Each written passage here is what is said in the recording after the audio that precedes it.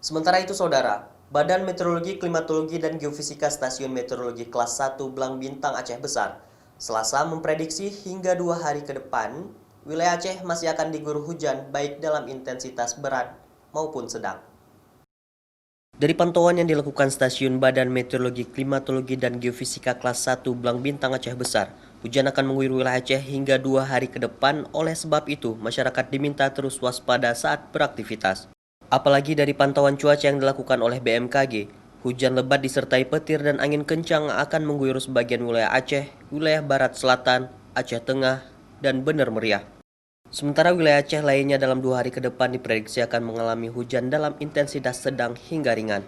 Selain itu, wilayah penyebaran hujan yang rawan akan terjadinya longsor seperti Aceh Jaya, Aceh Tengah, Bener Meriah juga dihimbau untuk berhati-hati saat melintas.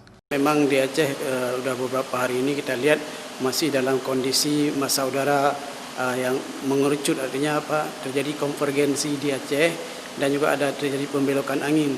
Sehingga ketika ada pembelokan angin, masa udara di Aceh menumpuk, membentuk awan-awan hujan yang dapat terjadi hujan lebat, hujan sedang, dan juga disertai angin kencang dan petir gitu.